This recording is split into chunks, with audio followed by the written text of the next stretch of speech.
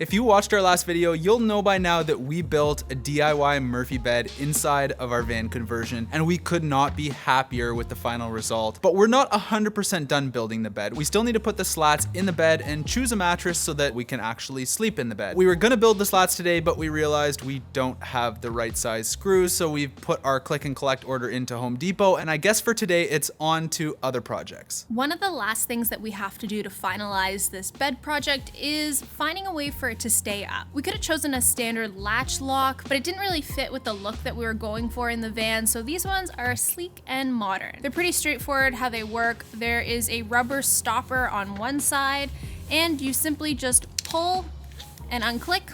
To lock, you just pull it back over, and it clicks back into place. These can individually hold up to 800 pounds. So this is perfect for when we're gonna be on those backcountry roads, bumping along, making sure that the mattress doesn't fall forward. Ooh, almost got my finger. We built this little block for the lock to sit on, just because if we put the lock on the partition wall, well, there's about 3/4 of an inch gap and the lock won't do its job.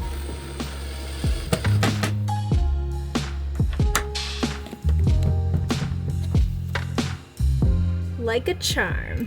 We originally had planned on putting both bed locks on, but when Kirsten mentioned how much weight they can hold, we decided that one's enough. Scratch that idea. After driving, we realized that putting one lock on the bed was not sufficient. It's not that our bed wasn't secure, but we had one side flopping a little bit more than the other, so we've installed our second bed lock there, and things seem to be a lot better now.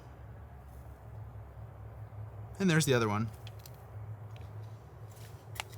Yesterday we actually came into the warehouse, played around with some stuff, and we tried to put 4 springs in the bed, which was way too much tension. So we took the springs off, we ended up settling with 3 springs, and honestly that holds the bed on its own. So this lock just seems like a little bit of extra security. Now you may have noticed I'm not using this Ryobi drill anymore. Nothing against it, but I got this DeWalt impact gun for Christmas. I absolutely love it. I wish I switched earlier, so thank you for the Christmas gift. I really appreciate it. All right, that is enough of that for now. We have a huge laundry list of stuff to do this week.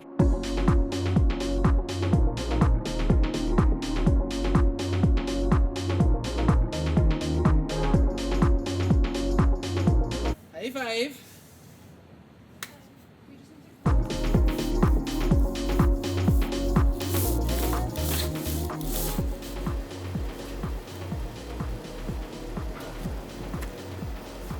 Good old-fashioned Canadian cleanup.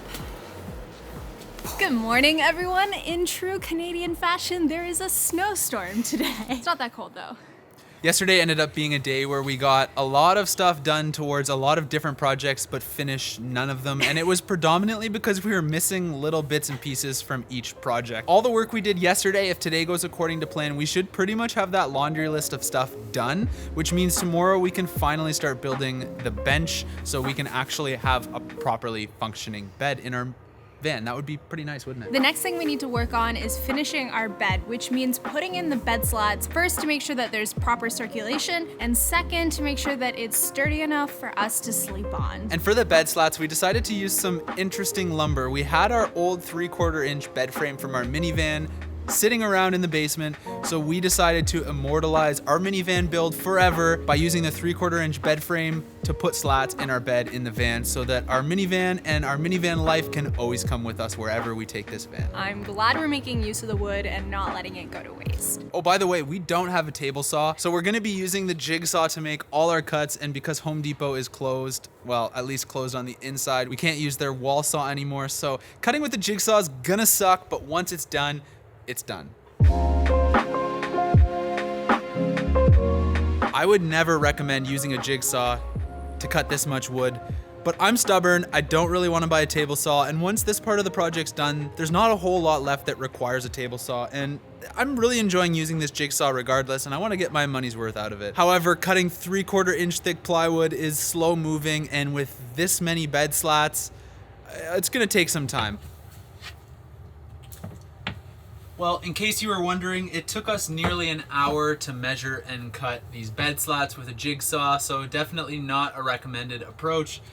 But the job's done, it was done properly, and that's really all that matters because we're going to be enjoying this for months to come. What we're going to be doing now is using the knowledge and wisdom we got off the internet by making sure we have a 2.5-inch gap between the slats, because apparently that is standard slat spacing, and screwing it into the frame.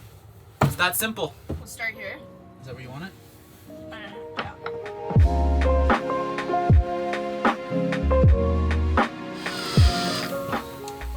Well, that about wraps up the bed. There's really nothing left to do except for get a mattress and actually start sleeping on this. We are almost at the exciting point of building the bench, but there's still 2 small tasks that we have to achieve before we're going to be able to do that. Since starting our van build project, we've known that we want to insulate the wheel wells, but we didn't want to simply wrap insulation around the wheel wells in case there was some squeaking that started, because, well, squeaking is just not enjoyable. So we came up with this ugly prototype right here.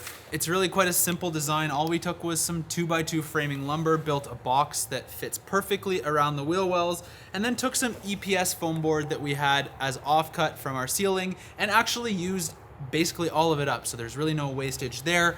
Now we have a nice insulated wheel well that in theory should also provide us with a little bit of sound dampening. In order to finish this up and make it look a little bit nicer, we're gonna cut some 1/4-inch offcut plywood and screw it to the frame. We're gonna cut that here today, take it home and paint it, and then at the end of the video, we will show you exactly how these look in their finished form. I'm actually really proud of how we reduced waste with this, because this stuff is just not great for the environment, and we knew that from the beginning. Unfortunately, we felt a little bit limited in our options. Between our ceiling, the door panel, and insulating the 2 wheel well boxes, this is all the waste we had.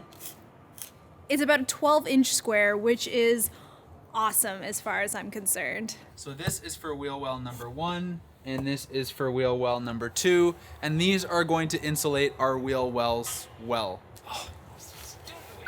The sun has come out, but it is still -7, therefore cold. We have one last laundry list task to do before we can get the bench done.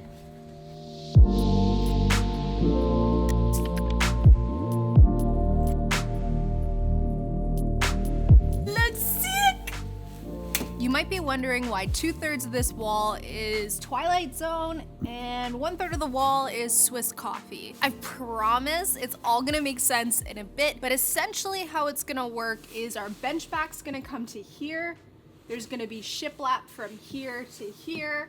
And then above that is going to be our upper cupboards. So once it all comes together, it'll look seamless and you won't even know that there's 2 colors there clashing somewhere in the upper thirds. This right here is our very official looking Rich and Kirsten bench diagram. Kirsten drew this up. The only thing is the bench needs to be 2 inches longer because we took an extra 2 inches for the length of the bed. What we're going to be doing is building a bunch of boxes with framing lumber, connecting them all, mounting them to the studs, putting some 1/4-inch plywood on top of them, and then sitting on them and enjoying them. We got our 3 long pieces of framing lumber, and for good measure, we cut some vertical support beams, and we also used the Craig jig to drill some holes. And to be honest, we're kind of flying by the seat of our pants here in terms of our measurements. We know exactly what we're going for, but we're kind of just working piece by piece, so bear with us here.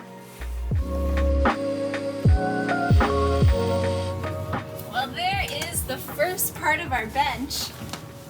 Look at all this storage space. Great. You can fit a human in here. Maybe whenever we have guests, they can sleep in our bench. There's not going to be anywhere else for them to sleep.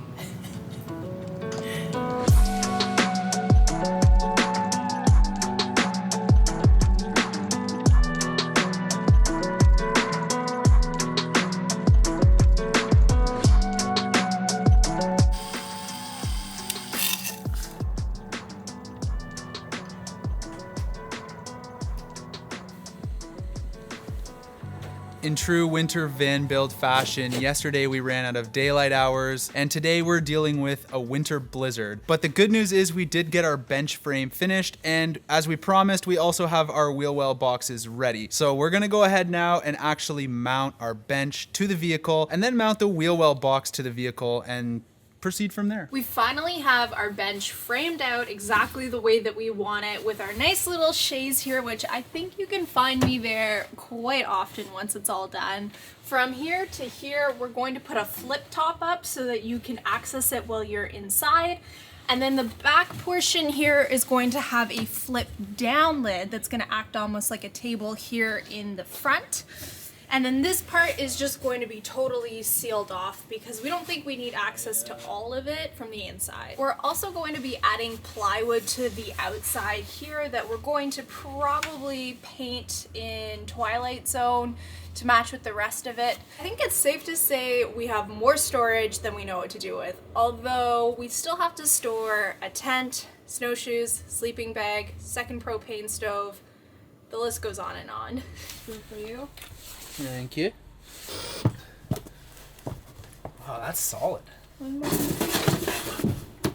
That's what the finished product is going to look like. Not so bad, is it? Looks pretty good. It's so dark you can't even see it. It's like a shadow. And it's insulated. Woohoo! Less sound. One of the major benefits about having 3 vertical studs on this side of the vehicle is now we get to mount our bench into 3 separate studs that are mounted into the vehicle. So presumably if we get these screws in the way we want, this bench will not only be sturdy, but it will be sitting nice and flush with the floor and the back wall. So what do you think? I don't think that's going anywhere now. You can't pull it out. Well, It stopped all of its wobbliness because we leveled it out with getting the screws in there. What's next, boss? 1/2 inch top. We have a measure monster in her natural habitat. This side's not quite right. That one's not. This is 25 and 15 16ths, and this is 25 and 5/8, 7/8. The measure monster getting too exact to 1/16 of an inch, making it difficult for us to proceed with our day. Okay, David Attenborough, go away now.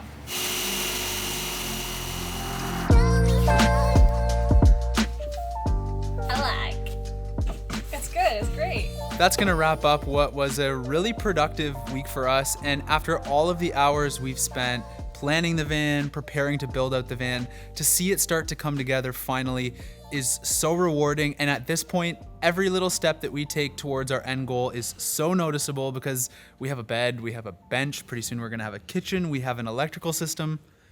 I'm so excited. It's literally starting to look like exactly what we put on paper, which is crazy to think of it in true form. We're really learning a lot of new skills. Thank you so much to our Patreons for making videos like this possible. We love having your support. Honestly, it means the world to us. And thank you to all of you that have subscribed, liked, commented. It helps us push forward towards our goal of getting back on the road again. We will see you in the next video next week. Bye!